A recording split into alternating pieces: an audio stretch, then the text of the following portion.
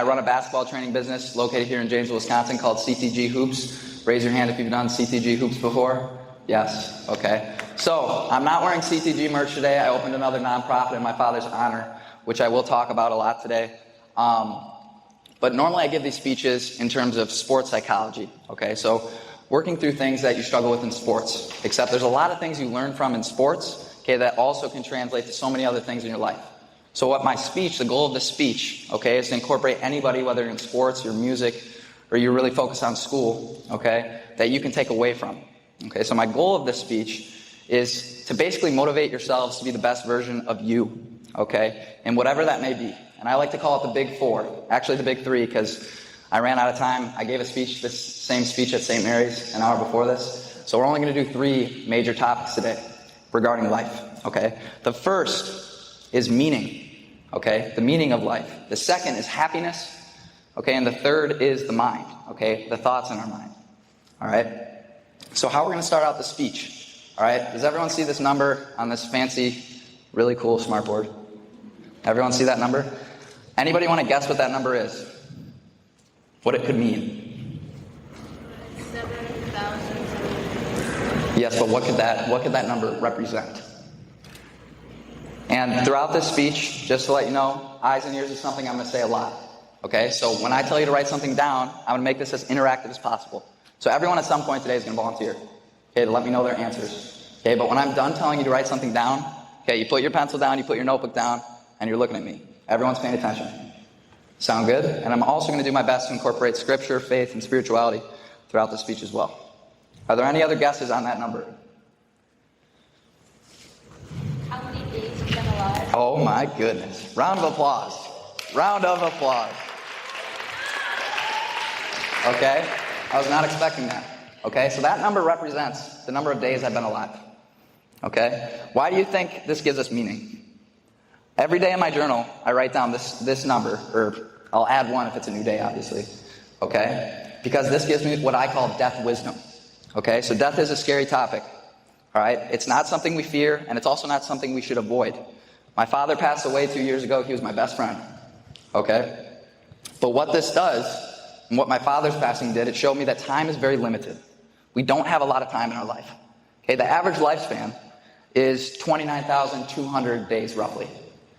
Right? My father lived 18,300 days.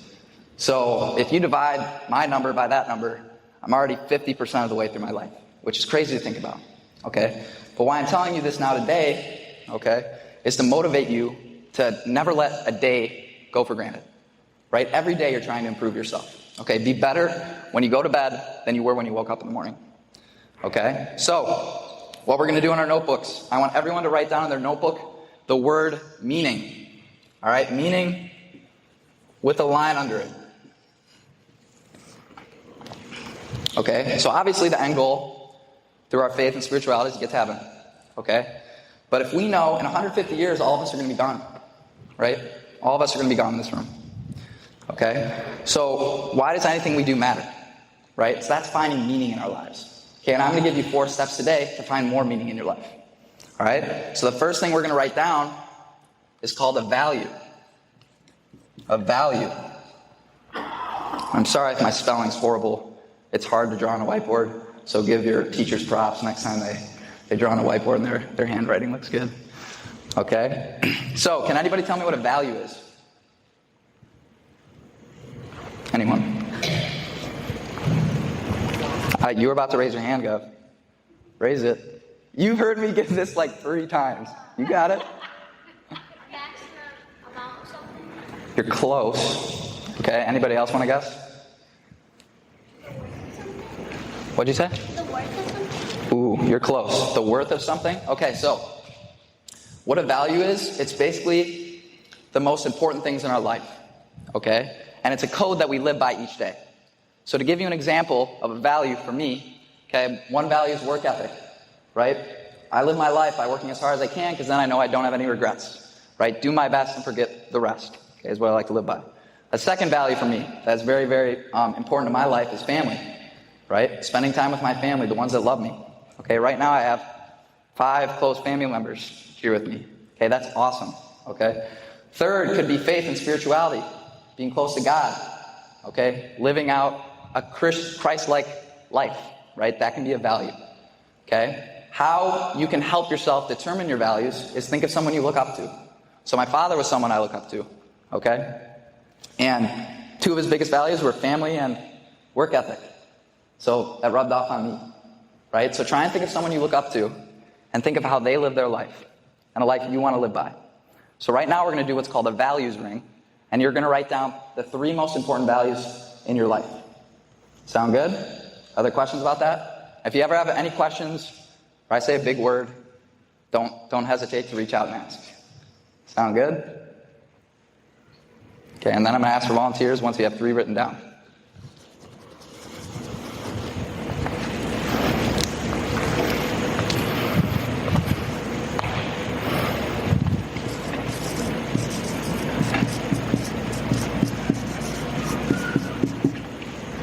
Okay. Anybody want to give examples that I did not say? What's a value for you, Gov?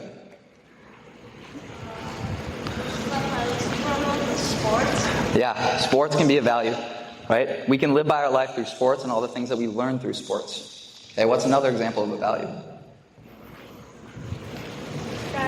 Friends, definitely, right? Building relationships with other people can definitely be a value to live by. Okay, let's go one more. Family, beautiful. Okay, that's awesome. Now, the second thing we're going to write under our values ring that we just did, okay, is balance. Balance. Okay, so now that we've established our values, right, ways we want to live our life, we have to find balance between these values. So to give you an example from my personal life, I was obsessed with becoming a Division I college basketball player, right? So every single day I woke up and I overworked myself. I was constantly working to be really good at basketball, okay? But because of this is a value for me, right? Work ethic is a value, okay? But because I was working so hard, I didn't spend as much time with what? My family. And that's also one of my values. So an example of how I do this activity, okay, by balancing out my values, I would say a little less work ethic, okay, and a little more time spent with family.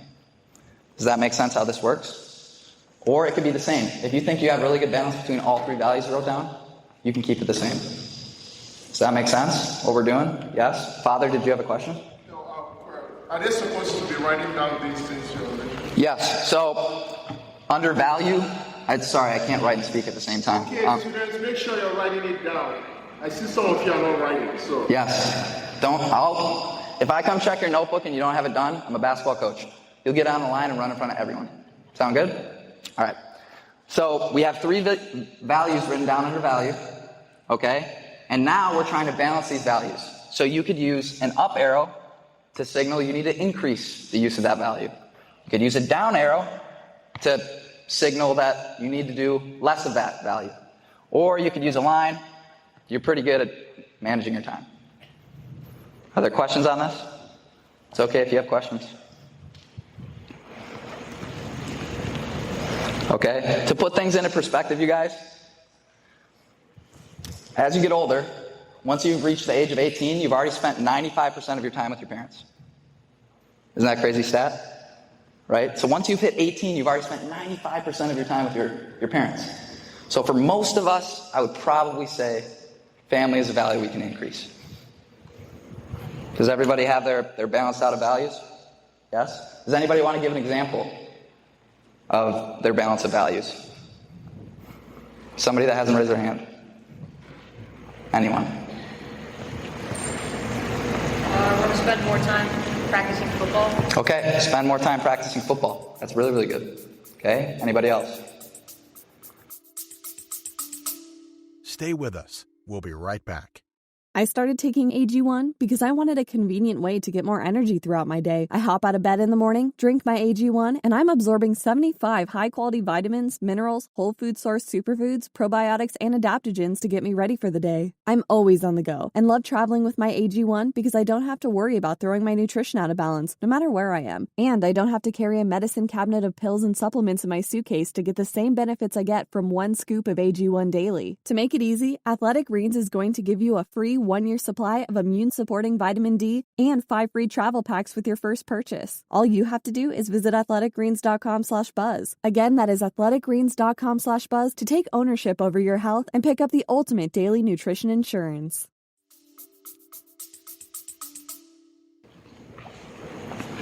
Spend more time playing hockey. Spend more time playing hockey. Okay.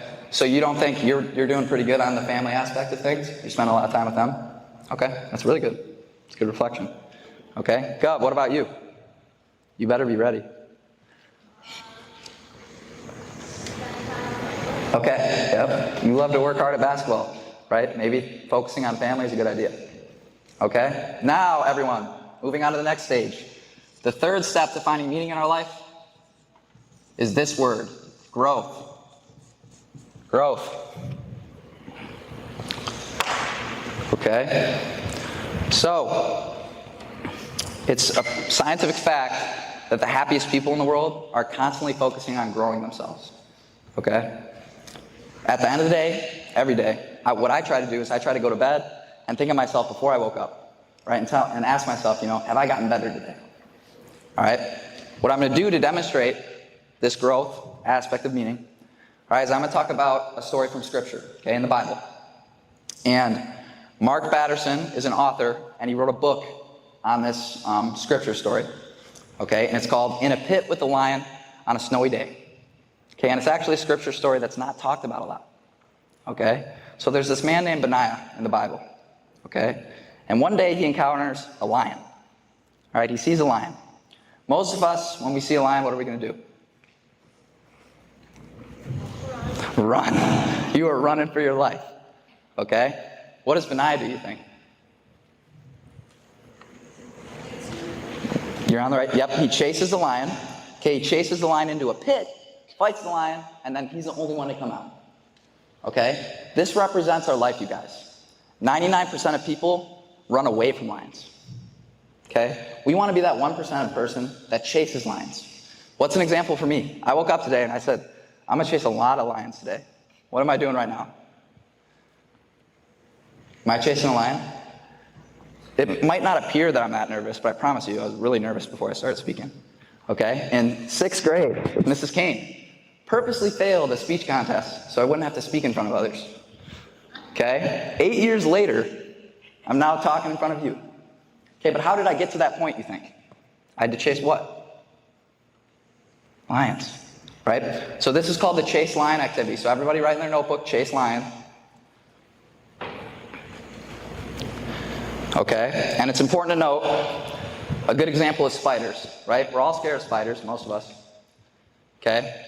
But that's not necessarily an example that's going to be good for us. An example of a lion that's going to make us better could be talking to people, right? Sometimes we get uncomfortable talking to older people, correct? That can be an example of chasing a lion. Or going out and making a new friend. That's an example of chasing a lion. So what I want you to write down is think of something that makes you uncomfortable, okay? And you're going to chase that lion. And you're going to actually go do it. Are there questions on this example? No? We all got it? Yes? Everyone should be writing, unless you finished. Remember, I'll check your notebook. I'll make you run. Okay, let's hear some volunteers. Some people I haven't heard of. You're going to have to raise your hand at some point. Be louder in class. Being louder during class, that's awesome. So are you scared to talk loud sometimes? Yes, so that's an example of a lion you can chase. A little lion, right? Because then we can work up the bigger lions like talking in front of people. Okay, any other examples? Talking to random people. What'd you say, buddy? Talking to random people. Talking to random people. Okay, that's definitely something that makes people uncomfortable and you can chase. Love it. Trying a new skateboarding trick that you've never tried. Ooh, I like that one. Right, trying a new skateboarding trick you've never tried. Right, that's how we grow in sports, by doing things we've never done before. Okay, thank you for all those volunteers. Okay, now we're going to move on to the 4th step. This is the last step of finding meaning in our lives. All right? Influence. Influence. Okay. Can anyone tell me what this word means? Power to impact others. That's a really good description, okay? The power to impact others. So basically what influence is, it's the power to change the outcome of another person. Okay, and we want to have good influence, right? Right now is an example of me practicing influence, okay, to build up the meaning in my life, okay? There's something called generational influence. Does anyone have a guess on what that could mean? Anyone want to guess?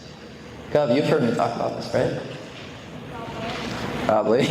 Okay. So, like right now, my father was huge on life advice, talking about life advice, which is exactly what I'm doing right now. So a lot of the words I speak are my father's words, even though he passed away 2 years ago. So can you leave your mark on the world, even though you're gone? Yes or no? Yes. That's another way we can find meaning in our lives. Okay, and all of you right now can change the world. Okay, but you have to believe that. Okay, so what we're going to do for this activity is I want you to think of something you're good at.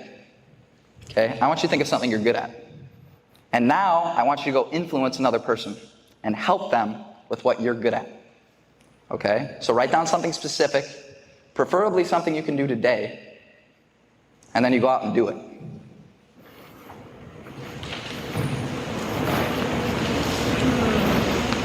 I'll give you 30 seconds to think. Everybody should have something written down.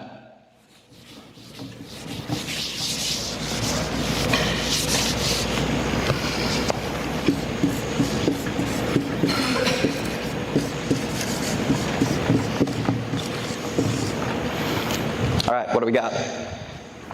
New volunteers. Go. Basketball. So be specific. What about basketball? Are you going to influence someone? Shooting? So what are you going to help someone with shooting? Teach them their form? Right? Who's someone you think you could do that with? Him? All right, I love it. So that's specific. Try and be specific with how you can influence another person. Okay? Any other volunteers? Yes? No? We got to go one more. If we, Math, right? So are you pretty good at math? Yep. So could you help some of the students that struggle with math? Yes, right? That's making an influence on another person. Really, really good job, you guys. Now, we're moving on to the second part of the speech. And this is the biggest part of the speech. All right, is this word, happiness. Everyone write this down with a line under it. Happiness.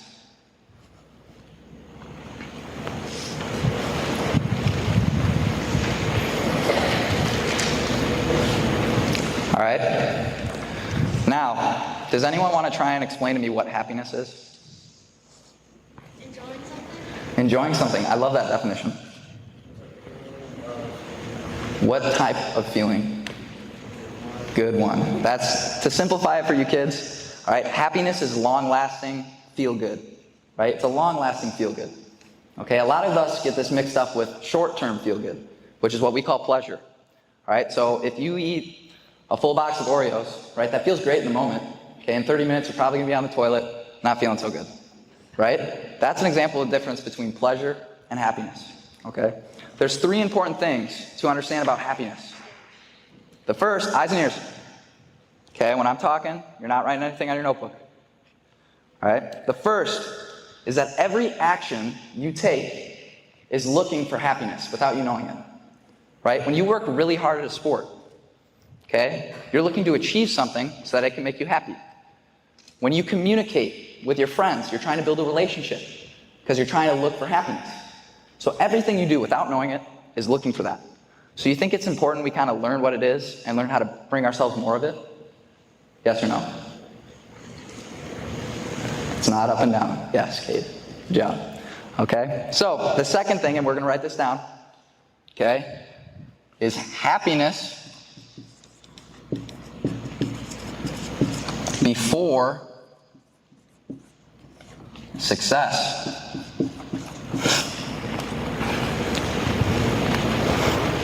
So, what this means, it's very, very important you understand this equation. Because almost all people think that success becomes before happiness. right? They think once I achieve this, then I'll be happy. Once I get this new toy, then I'll be happy. Once I do that, then I'll be happy. When in reality, we need to flip that equation. We need to focus on happiness first, and all the success around us elevates. Does this make sense? How we need to flip the equation? Okay, good. Now, the second thing we're going to write down is called the happiness baseline.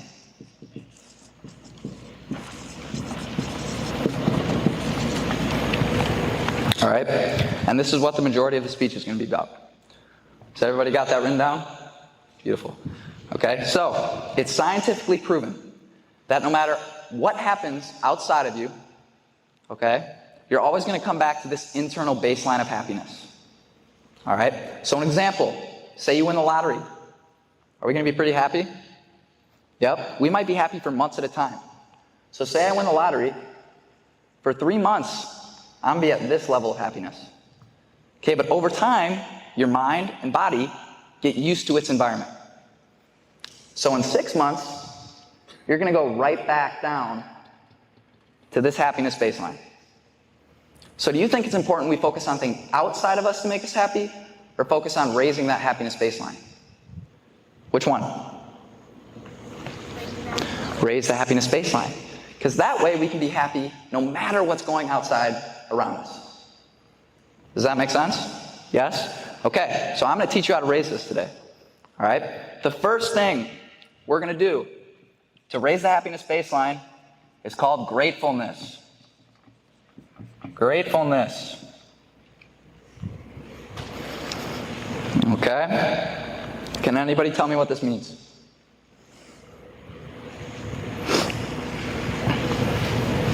Being happy with what you have. Beautiful. Okay? Focusing on what we have, not what we don't have. All right? What's very, very important to understand about gratefulness, it's similar to the happiness baseline.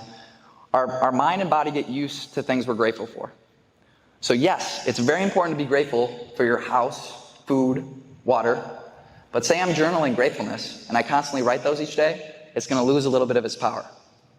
So what I want you to do is to be very, very specific about your gratefulness each day. For example, I had a 2-hour car drive to come here and speak. I'm extremely grateful that I did not get in a crash. I didn't get pulled over. Okay? And I'm here in one piece, right? So instead of saying I'm grateful to be alive, I'm grateful that I came back from this car ride in one piece. You see how there's a difference? So I want everyone to think of their day to day. It has to be about today that they're grateful for, specifically. Don't write basketball. What about basketball are you grateful for today? Don't write alive. Be specific, like with my car ride. Okay, so think of things that you're grateful for.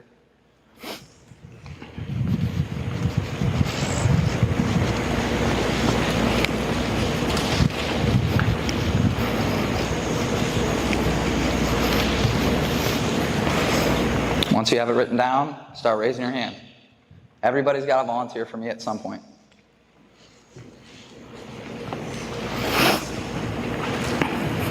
I've already called on you, Gov. Good job, though. Keep raising your hand. I'm grateful for being able to attend private school. That's specific. That's really good, but why? Okay, it's better than public school. All right, I like it. Today I'm grateful that my hockey preseason is starting. Okay, grateful that your hockey preseason is starting. What's your name, buddy? Liam. Liam? All right, are you okay with your boot to walk up here? Yeah. Okay, come up for a second.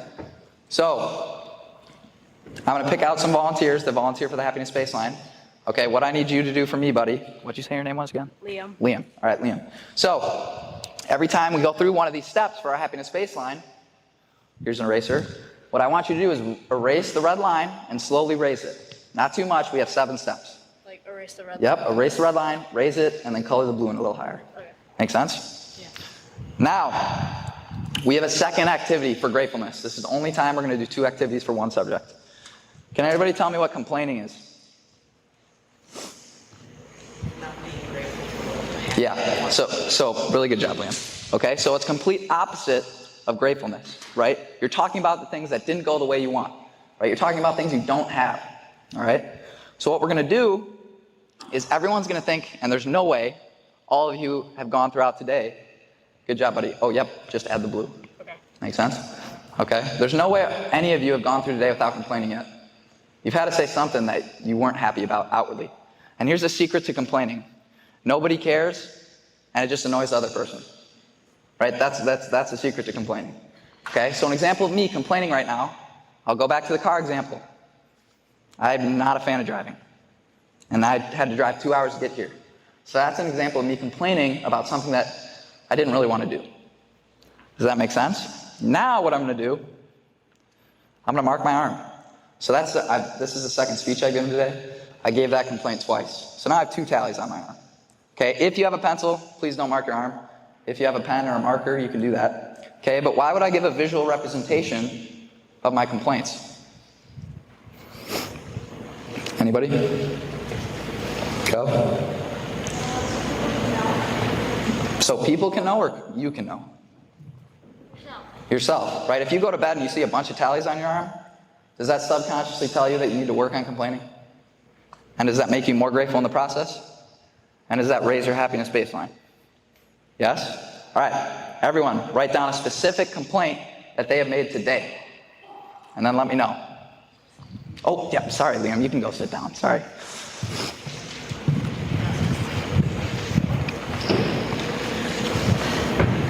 All right, raise your hand once you got some complaints down. Layla? You face planted at recess. Okay, that's a good thing to complain about. Having to go to school. Having to go to school. All right, let's think of one more. Addie? What'd you say? Your quiz? You didn't want to take that quiz? Surprise quiz. Oh, those suck, don't they? All right, Maddie, I need you to come up. Please raise the happiness baseline for me. Did you see how Liam did it? Okay, so you got it? All right, beautiful. The second step to increasing our happiness baseline, you guys, is, this is why I wrote it on the board so I can see it. Detachment, big word. Detachment. Okay, and I'm going to explain this as simple as I can. Good job, Maddie. Okay, so can anybody tell me what attachment is? To add to something. Close. Being attached to something. So a good example in sports is when you work really, really, really hard at something, are you normally attached to that goal you're working towards? Yes or no? Yes. Right? So that's an example of being attached to an outcome. Right? I have this grip of pressure where if I don't get this outcome, my life's over. Can we control performances? Yes or no? Gov, I can control performances? Really? So you make every shot in basketball then? Yeah. Right, you can work towards something, but you still have no full control over that outcome. A lot of times in sports, when you work really, really hard towards something, you have a lot of what ifs in your head. What if I put in all this work to be a Division I basketball player and it doesn't work out? What if I put in all this work this offseason just to break my leg during the season? Right? So we want to change these what if thoughts to even if thoughts. Even if I don't become a Division I basketball player, I'm still going to build a work ethic that translates to all other areas of my life. Like it went to my business, and it went to talking in front of you right now. Right? I never would have got that if I didn't work for that goal in the first place. So what I want everyone to do is think of a goal they have. Okay? And they're going to write down, even if I don't accomplish this goal, I'm still going to learn this, this, and this. Okay, so everyone should have a personalized even if statement right now. So think of something you work at. Okay, and you're going to write down, even if I don't accomplish this goal, what are you still going to learn?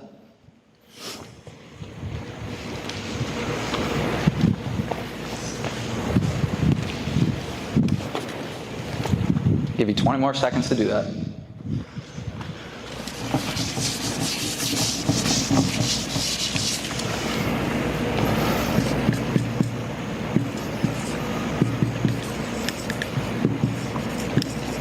All right, let's hear some examples.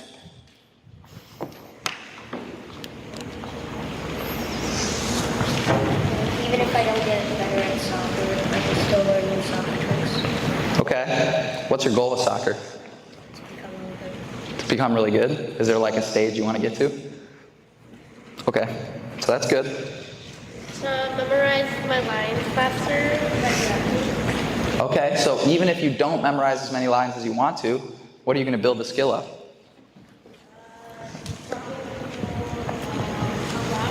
Yes. Are you going to get better at memorizing? Right? You're still working at that skill, right? If I lose a baseball tournament, I can still work from it. Beautiful. So even if I lose a baseball tournament, okay, is failure how we learn? Yes. Right? So that's really, really good. Now, does everyone have an even if statement written down? Nod your head if yes. Seba? We're good? All right. Now, what we're going to write down is experiences. Experiences. Can anyone tell me what an experience is?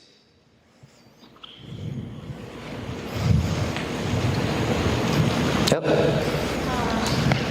Something you did. Yeah, you're close. So experiences is the process of living through something, right? A moment, whether it's past or present. Okay? When we chase new experiences, we expand our reality. Okay? So it gives us new ways to view the world when we experience new things. Does this make sense how that works? Yes? Okay? So, from ages like 14 to 16 years old, what's everyone's order at a restaurant? What does everyone order? Come on, we know this. Starts with a C.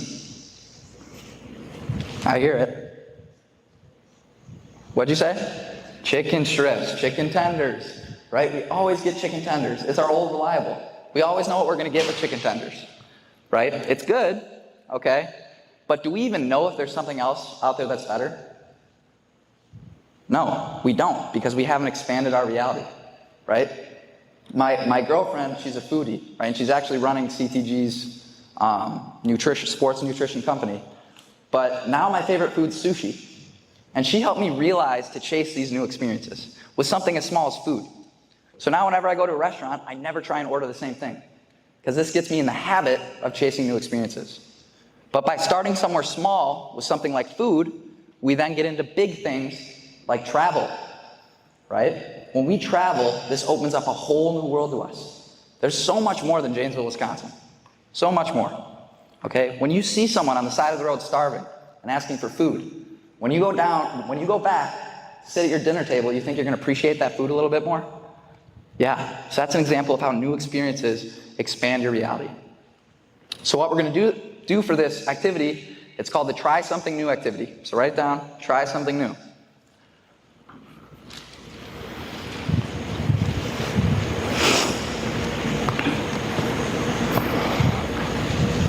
Okay, so I want everyone to think of something they do the same way every time. Okay? It could be with food or the people that you sit with at lunch every day. Right? Chasing a new experience in that example could be sitting by someone different, making a new friend. Okay? So I want everyone to think of something that they do over and over again because they know it'll be a good experience. And I challenge you to do something different to change that experience. Does this make sense to everyone? Yes? Okay, let's hear some examples.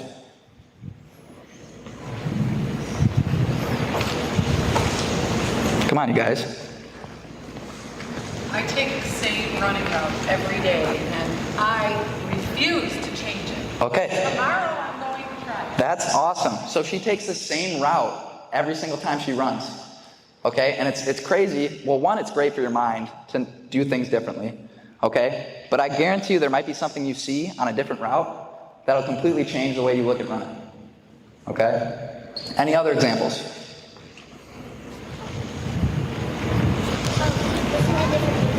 Listening to different music, that's awesome. Okay? That's awesome. Any other examples? Have a different routine. Have a different routine. Yes, that's really, really good. I love that. Okay? So, what's your name, buddy? Michael, come up for me. Raise the happiness baseline for me, please. Thank you. Do you know what you're doing? Okay, once you're done, you can go back. Sound good? Now, The fourth step to raising our happiness baseline. Very important word. Learning. Learning. So everyone write down learning in their notebooks.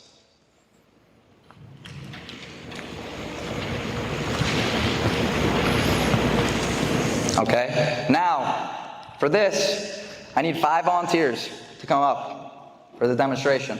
Okay? 1, 2, Maddie, you already came up, sorry. I love 3, 4, 5. All right, so you 5 come up.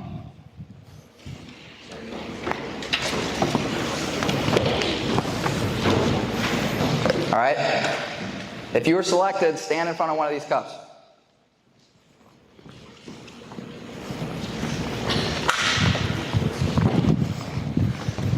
Okay, so I want all of you to open the water bottle. When I say go, you can pour at whatever speed you want, okay, but you cannot stop until I say stop. So you have to keep pouring into this cup until I say stop. Does that make sense? Ready? Go.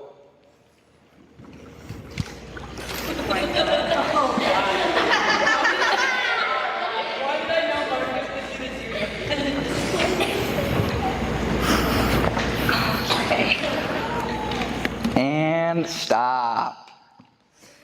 All right. So does anyone want to guess at what this demonstrated? See, because like Marcus, he poured the whole thing in, and then Helena, she poured it really slow. Marcus went through by really fast, but Helena did it really slow, and that is kind of like your happiness level. Like you can't make it go too fast, you gotta make it go slow. I love how kids' brains work. That's an awesome guess, but that is not what it demonstrated. Awesome guess. Okay, so this represents how everyone approaches learning. So when people say they don't like learning, it's generally because they think they know everything already, right? Do you think we want to approach situations with a full cup, thinking we know the subject already, or everything with an empty cup? Which one? Full or empty? Empty. We know nothing, right? When we're growing up, we think adults have it all figured out. Nobody's got it figured out. Okay, I don't have it figured out. In 1 year, I could completely change the speech from what I learned. Right? Learning is an everlasting process. You never stop learning. Doesn't matter how old you are. Does this make sense? Yes? So what we're going to do for this activity, round of applause for the volunteers. Round of applause for the volunteers. You guys can go back now. Good job. Back to your seats.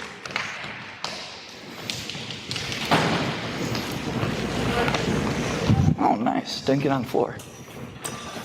Okay, so this is going to be called a learn from anybody activity. So write that down in your notebook, learn from anybody activity.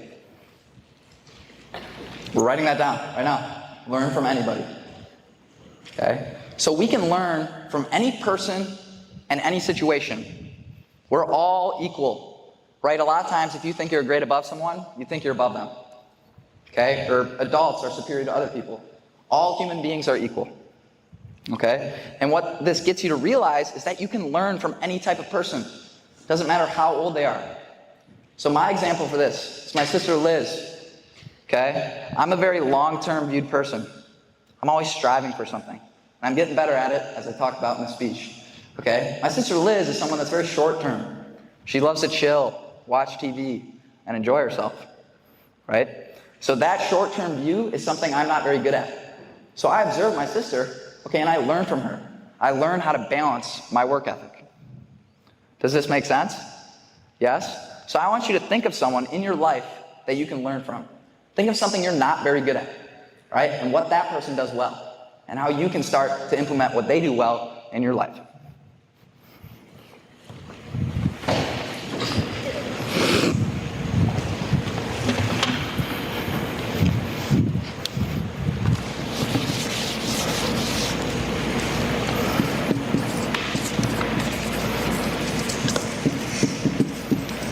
All right, let's hear some examples.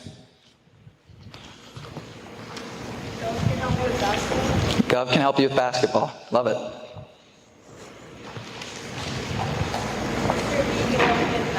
Okay, that's really, really good. Okay, but how? So, he can help you with math. So what are you going to do to learn from him?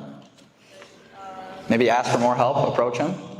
So we still have to take action even though we're writing these things down. Make sense? Yes? For the sake of time, you guys, I gotta move on. Okay? So, everyone, the fifth and second to last step in raising the happiness... Oh, I lied. Who just gave an example? Raise your hand. Can you come up? Raise the happiness baseline.